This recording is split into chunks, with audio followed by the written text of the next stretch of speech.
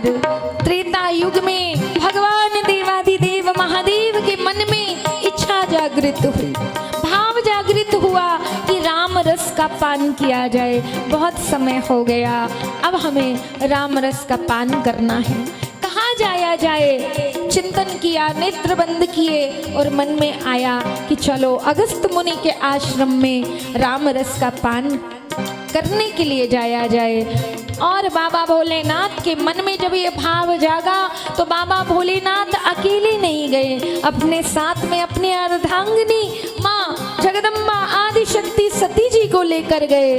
और जैसे ही सती जी को लेकर गए और सती जी को जब अगस्त मुनि ने देखा देवादिदेव महादेव के साथ उनकी अर्धांगिनी पधारी है और नेत्रों के अश्रुओं के द्वारा चरणों का पूजन कर दिया, चरणों का प्रक्षालन करा और विनय करी, वंदन किया और पूछा, हे महादेव, किस हेतु आज इतने समय बाद किस हेतु आपका आगमन हुआ?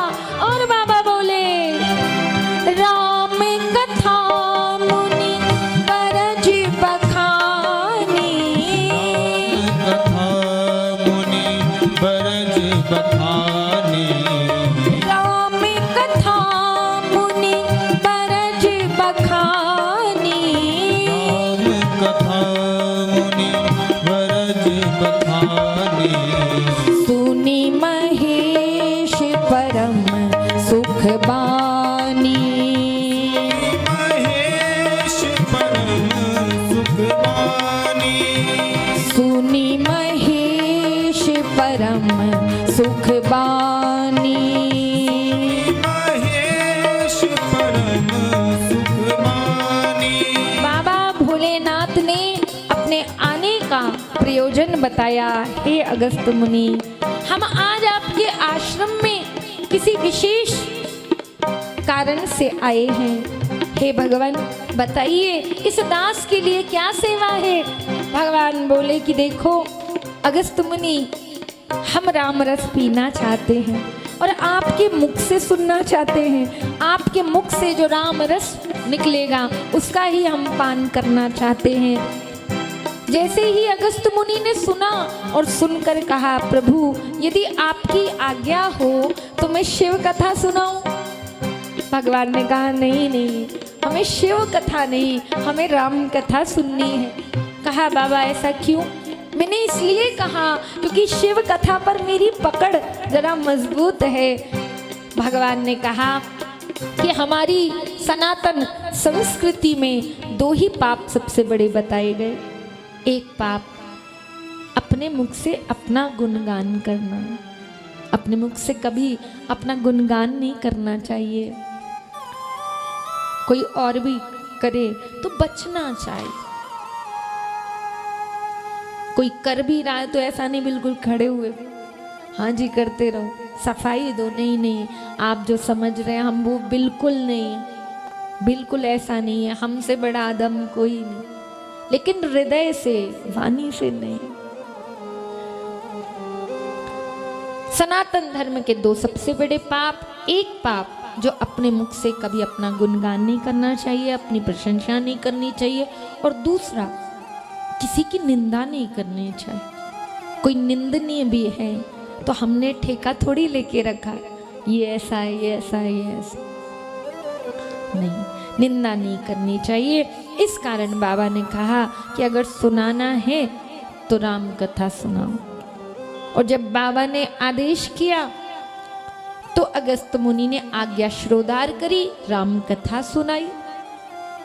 और राम कथा सुनाई तो राम कथा मुनि बरज बखानी, सुनी महेश परम सुख बानी। बाबा भोलेनाथ ने तो कथा को खूब श्रद्धा और भक्ति से सुना, लेकिन माँ ने नहीं सुना। माँ ने सोचा, आदिशक्ति जगदम्बा ने सोचा, हमारे महादेव तो देवादिदेव महादेव है, देवों के भी देव है, ये तो सर्वश्रेष्ठ है, सारा जगत इनकी वंदना करता है, इनसे ज्यादा कौन श्रेष्ठ है?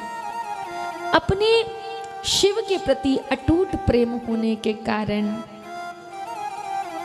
महिमा श्रवण करने में उतनी एकाग्रता नहीं हो पाई। कई बार जब प्रेम अधिक होता है ना, तो अपने ही बालक के अवगुण दिखाई नहीं देते। बालक काला हो, पीला हो, कैसा भी हो, लेकिन हर माँ को अपना ही बालक अच्छा लगता है। उसके बालक को भले ही वो काला है, और कोई कह दे कि ये तो काला है, तो तुरंत लड़ पड़ेगी, अरे काला थोड़ी है, ये तो सांवरा है। उसी प्रकार यहाँ कथा सुनी भगवान शिव ने, मान नहीं सुनी। और कथा का क्या फल है? कथा का फल है कि कथा सुनकर भगवान का दर्शन हो जाना, भगवान की भक्ति मिल जाना, भगवान के चरणों में प्रेम बढ़ जाना। अगर कथा को सुनकर भक्ति के लिए तड़पन नहीं हो रही, अगर भगवान की कथा को कहकर सुनकर भगवान से मिलने की उत्कंठा नहीं हो रही, इसका अर्थ है कि तन तो कथा में बैठा है, लेकिन मन कथा में नहीं बैठा। इस कारण से बाबा भोलेनाथ ने कथा सुनी और कथा सुनकर आज्ञा मांगी कि बहुत समय हो गया, अब कैलाश भी जाना है।